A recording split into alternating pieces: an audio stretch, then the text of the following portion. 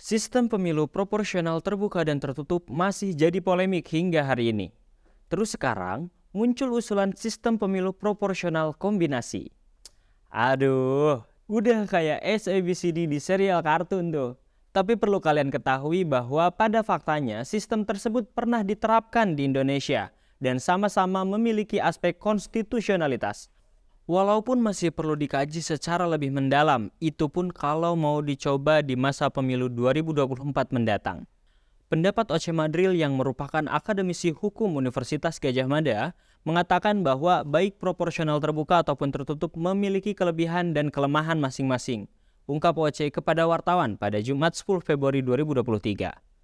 Menurutnya, perlu difikirkan sistem yang mengakomodir aspek suara terbanyak atau mayoritas suara pemilih dan kewenangan partai politik untuk menentukan caleg yang diutus ke parlemen. Selain itu, sistem pemilu harus mencerminkan aspek kehendak rakyat untuk memilih wakilnya di parlemen. Di saat yang bersamaan, parpol tidak kehilangan peran sebagai aktor utama sebagai peserta pemilu yang berhak mengusulkan kader-kader terbaik untuk masuk ke parlemen. Sementara itu, pakar hukum tata negara Universitas 11 Maret atau UNS, Agus Riwanto menyoroti kelemahan sistem pemilu proporsional terbuka, yaitu melemahkan party ID atau identifikasi diri dengan partai.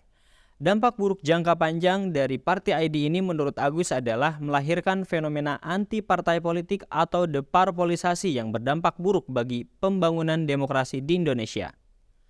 Memangnya kenapa tuh bisa merusak demokrasi negara?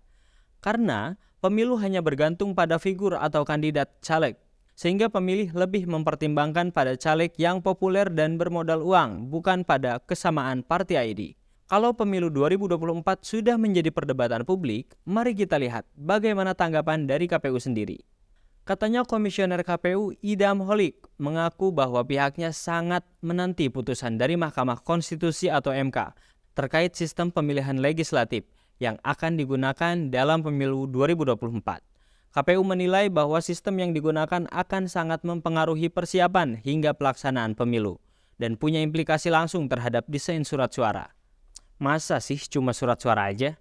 Selain mempengaruhi desain surat suara, kata Idham, sistem yang digunakan juga akan berimplikasi terhadap mekanisme pendaftaran calon anggota legislatif atau caleg.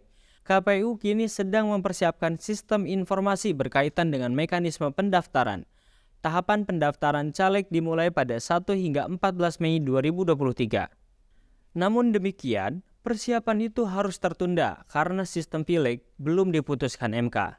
Idham menambahkan bahwa sistem pileg yang digunakan dalam pemilu 2024 nanti juga akan mempengaruhi pola dan beban kerja penyelenggara pemilu. Oke, sekarang kita beralih ke MK. Bagaimana tanggapan dari MK tuh? Sebagaimana diketahui bahwa pada November 2022 lalu, 6 warga negara perseorangan menggugat penggunaan sistem proporsional terbuka itu ke MK.